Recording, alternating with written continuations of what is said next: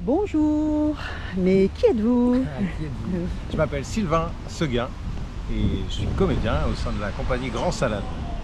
Et Bonjour. moi, bonjour, Sébastien Boucher, et, je m'occupe aussi de la compagnie Grand Salade avec Sylvain. Du coup, je l'avais créé en 2014 avec Bruce Bonetto, où on a fait un projet qui se déroulait dans un bar et un autre un peu autour d'une formation de sorcières. Puis après, lui est parti un peu dans la régie, la compagnie a été en stand-by. On l'a remonté après en 2021-22 où j'ai rencontré Sylvain par rapport au projet sur la Coupe du Monde de foot au Qatar. Je suis avec toi du coup Sébastien, Ouais. mais quel est ton parcours? Alors moi j'ai commencé par une Ça va être formation, long, ouais ça va être long de... C'est pas très intéressant. Non, pas non plus, c'est la vie quoi. De cuisinier. Alors tu es né où? Non, je rigole. On parle Non, de non, là. non, non. En Haute-Savoie.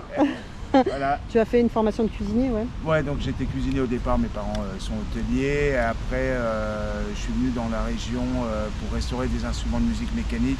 Mon père s'occupe un peu de la musique, avec des orgues de barbarie, des automates, et tout ça. Et pendant cette période, j'ai fait un peu le conservatoire à Avignon. J'ai monté une première compagnie, on a expérimenté un peu des spectacles. Qu'est-ce qui t'a donné envie de faire ce métier? Je pense que c'est mon père qui écrivait des sketchs et qui faisait des sketchs en famille, en fin de repas, et qui était dans une petite compagnie.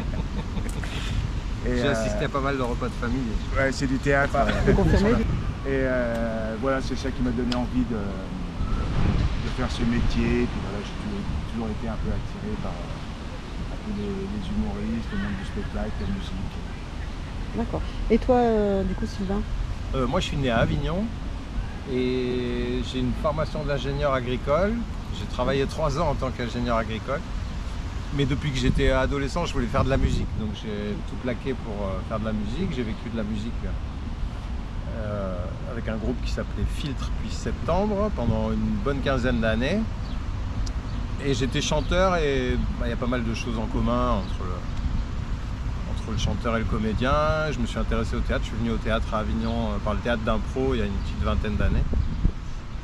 Et puis quand je me suis aperçu que la musique était plus trop de mon âge, j'ai basculé en entier sur le théâtre. Et voilà, j'ai fait pas mal de trucs à droite à gauche et puis j'ai rencontré Sébastien avec qui ça a été là. Et d'ailleurs, comment vous vous êtes rencontrés?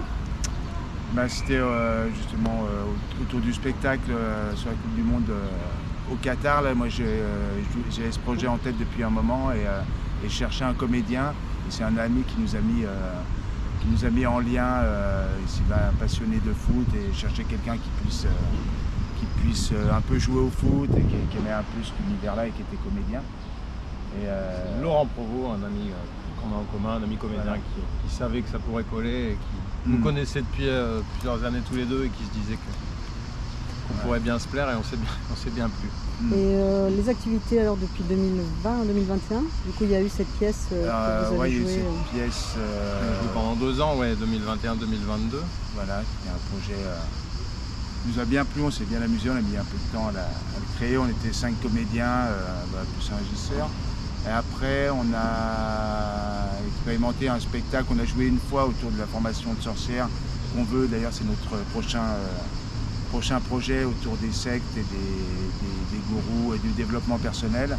Et donc là, c'est à partir de cet automne, on va se lancer dans ce projet-là. Et puis on a ce spectacle autour de la dégustation de vin là, qu'on vient de finir. Qui s'appelle On va déguster. Que vous avez joué. Ouais, du coup, qu'on a joué puis qu'on aimerait bien tourner un peu au Rose plus de fort Fontaine. l'année prochaine. Ah, Il est ok, vraiment ok. adaptable, il est super en formule théâtre de rue, comme ça en extérieur. Mais on pense qu'il peut marcher aussi dans des caves, qu'il peut marcher dans des salons viticoles, qu'il peut marcher en théâtre. On peut marcher partout, la formule est assez malléable et ouverte. Et ouais, Donc, c'est- tous les spectacles dont on parle Sébastien, on les a quand même montés, vu qu'on est sur la Barthelasse. C'était au Cabarouf. Il nous a fait une confiance assez incroyable pendant plusieurs années, qui nous embauchait pour venir tester nos spectacles. Et, voilà. Et puis là, il y a le... Oui, donc il y a eu... pardon, c'est pas drôle, mais c'est vrai. Devenez soi-même en mieux. On va déguster. Et puis on a depuis, pareil, qu'on a lancé au Cabarouf il y a 3 ans, un spectacle qui s'appelle Radio Broutage, qui est une radio qui est une radio avec une ligne éditoriale un peu particulière et qu'on a déjà joué l'an dernier au Festival d'Avignon. Et ça raconte quoi C'est une fausse radio dans le sens où on ne diffuse pas vraiment sur les ondes FM, mais c'est entre spectacle et émissions de radio, comme les émissions de radio qui sont maintenant beaucoup qui partent en live. Et puis Voilà, ça part vraiment en live, quoi. c'est la seule radio plus inquiétante que celle de vos poumons. C'est un peu le pitch.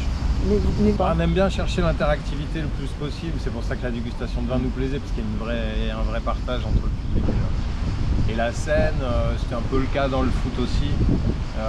Dans la formation de développement personnel, c'est aussi un peu comme une formation où on va aider les gens à devenir une meilleure version d'eux-mêmes, qui devrait être profitable à une productivité un peu plus importante à la sortie du spectacle. Et puis Radio Broutage, oui, notamment dans la formule qu'on est en train d'écrire pour le festival cet été, il va y avoir des jeux, il va y avoir des horoscopes, des informations, enfin vraiment une émission de radio.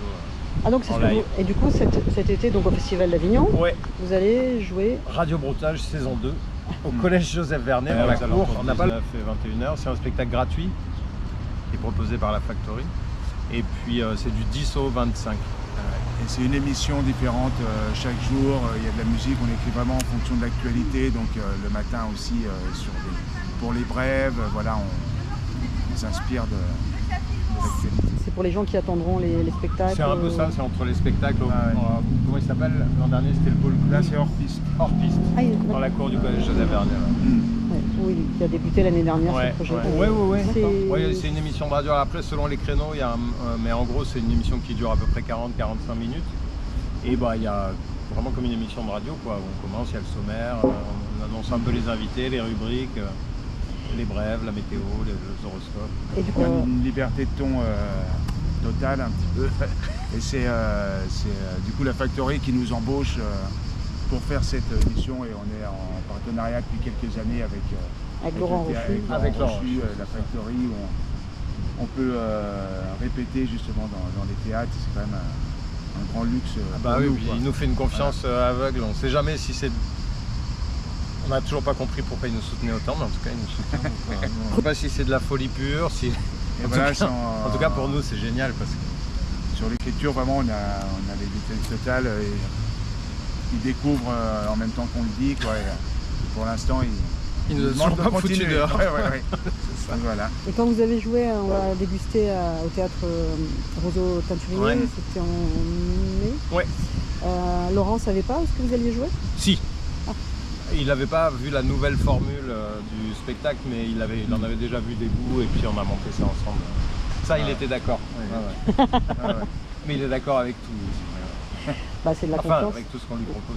Donc on rappelle, donc c'est le pôle hors piste, c'est ça, au collège Vernet à Avignon. C'est ça. Vous serez du 10 au 25 juillet. Tous les soirs pratiquement. À 19h, 19h30, 20h.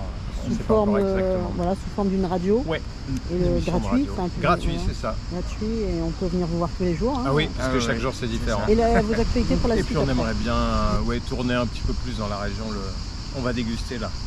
On ne sait pas exactement sous quelle forme, Festival 2027, on ne sait pas encore, mais on se dit que ça vaudrait le coup de le montrer un peu. Qu'est-ce que je peux vous souhaiter en ce mois de juin 2026?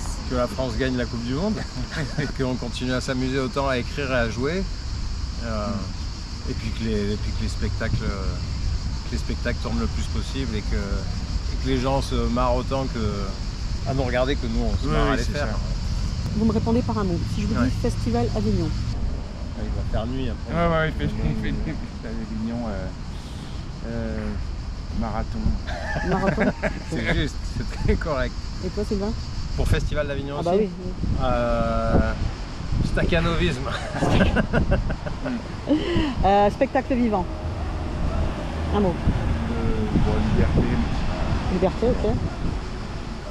Raison d'être. Métier d'artiste? Non, passion.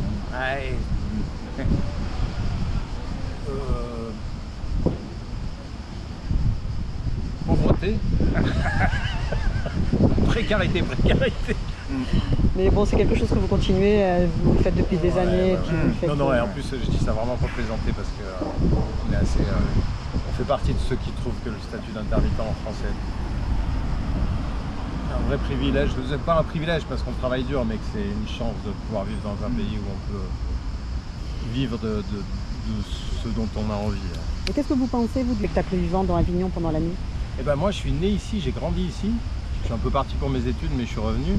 Et je vois une différence énorme en peut-être 30 ans, où il y avait vraiment le théâtre permanent, on se comptait sur le bout des doigts, et puis ils l'ont bien revendiqué pendant quelques années. Mais l'hiver, c'était très dur de trouver des cours de théâtre dans les années 90-2000. L'été, c'était la folie, et puis le 1er août, tout le monde pliait les gaules.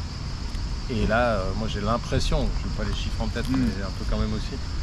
Et à l'année, il y a de plus en plus de propositions artistiques, que ce soit pour prendre des cours, que ce soit pour faire des spectacles, des structures d'accompagnement.